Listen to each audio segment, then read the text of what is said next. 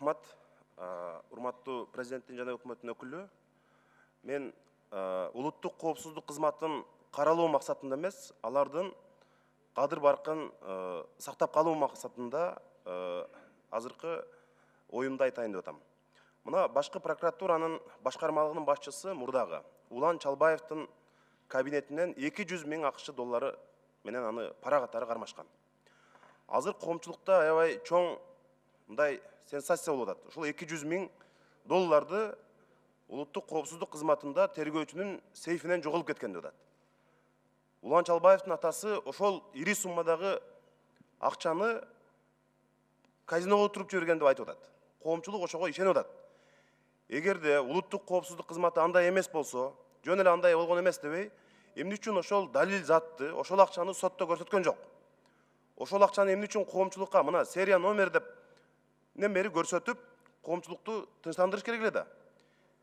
Эгерде 200 000 акш доллары жоголо турган болсо, анда чукул арада аскер прокуратурасы кылмыш ишин козгоп, тиешелүү адамдарды жоопкерчиликке кечиктирбестен тартышы керек. Взятканын өзүн взяточниктер урдап кеткен, бул Кыргызстанда калган болушу мүмкүн.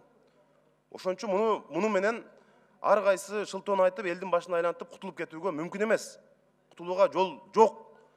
Ошондуктан бүгүндөн калбай улуттук коопсуздук кызматы өздөрүнүн кадыр баркын сактоо үчүн ошол жерде табылган акчаларды, жанагы вешток деп коебуз, далил заттарды коомчулукка көрсөтсүн. Мына урдалган жок. Алар эгерде ошол урдалган акчалардын ордуна башка акча коюп, ошондон кутулуп кетебиз десе, ал дагы болбойт. Ошондуктан мурдагы ошол серия номери менен катталган, кармалган учурундагы акчалардын бардыгын көрсөтсүн. Бүгүндөн калбай тез арада көрсөтпөсө, улуттук коопсуздук кызматына азыр коомчулукта мындай ишенбестик жаралды. Коррупция менен каршы күрөшүүгө чоң мындай шек жаралды. Эгерде 200 000 долларлар урдап атса, булар биз кайда барабыз деп атат эл. Ушундай суроо берип атат азыр. Ошондуктан улуттук коопсуздук кызматынын тиешелүү кызматтары тез арада ошол Чалбаевдин кабинетинен кармалган акчаларды, вештокту, ошол далил затты маалымат каражаттары аркылуу элге көрсөтсүн. Ошол акчалардын серия номери дал келсин. Адвокаттар ошого ишенсин. Сотто көрсөтсүн. Эмне үчүн акыркы жолу сотто дагы аны көрсөткөн жок?